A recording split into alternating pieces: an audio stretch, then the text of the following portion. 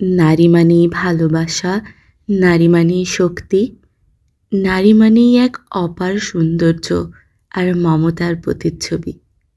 আজকের এই বিশেষ দিনে নারী দিবসের জন্য বানাচ্ছি এক ঐতিহ্যবাহী মিষ্টি পিঠা, দুধ চিতই। প্রথমেই তৈরি করে নেব সুগন্ধি দুধের মালাই। তার জন্য আড়ংয়ের একটা ডেইলি প্যাক কিনে আনলাম 500 লিটারের। এবারে কড়াইয়ের মধ্যে দিয়ে দিলাম সেই দুধটা। তার মধ্যে কোরানো নারকেলটা দিয়ে তার মধ্যে দিতে হবে 2টো এলাচ। এলাচ 2টো দিলে দুধের গন্ধ আরও বেশি সুন্দর হবে। এবারে এটা আরও বেশি মজাদার করার জন্য এর মধ্যে দিয়ে দেব কিছুটা গুঁড়ো দুধ। গুঁড়ো দুধটা দিয়ে ভালোভাবে মিশিয়ে নিব।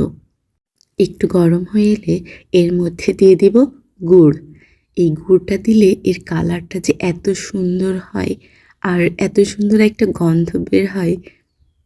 গুড়টা দিয়ে ভালোভাবে দুধের মালাইটা ফুটিয়ে নিব। ফুটিয়ে নিয়ে এটা যখন ঘন হয়ে যাবে তখন এটা নামিয়ে নিতে হবে। যখন দেখবেন দুধের উপরে এমন করে সর পড়ছে তখন বুঝবেন মালাইটা পারফেক্টলি রেডি হয়ে গেছে। যেহেতু আমি চিতই পিঠা বানাতে পারি না, তার জন্য একটা সহজ পদ্ধতি। বাজার থেকে চিতই পিঠা কিনে আনলাম। এটা হচ্ছে যারা চিতই পিঠা বানাতে পারে না তাদের জন্য। এবারে গরম দুধের মধ্যে পিঠাগুলো সারা রাত ভিজিয়ে রাখবো। পিঠাগুলো একটা একটা করে মালাইয়ের মধ্যে দিয়ে তার মধ্যে ঢাকা দিয়ে সারা রাত ভিজিয়ে রেখে দেব।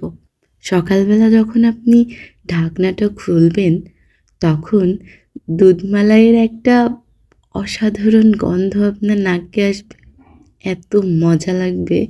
আর বাজার থেকে কিনে আনা পিঠে যে এত সুন্দর সফট হয় সেটা আপনারা একবার না বানিয়ে খেলে বুঝবেন না। তো আপনারা এভাবে বাজার থেকে যারা বানাতে পারেন না তারা সহজ উপায়েই দুধ চিতই পিঠা বানাতে পারেন। নারীরা সবসময় ভালোবাসা আর যত্নের যোগ্য। তাই আজকের দিনটাই নিজেকে বা আপনার জীবনের স্পেশাল নারীদের জন্য বানিয়ে ফেলুন এই সহজ পদ্ধতিতে দুধ চিতই পিঠা। আমি বিশ্বাস করি এটা নারী পুরুষ সকলেই বানাইতে পারবে। সবাইকে নারী দিবসের শুভেচ্ছা। আর আপনারা দিশাস ডায়েরি পেজের সঙ্গেই থাকুন। এমন আরও মজার মজার রেসিপি পেতে আমার সাথে থাকুন।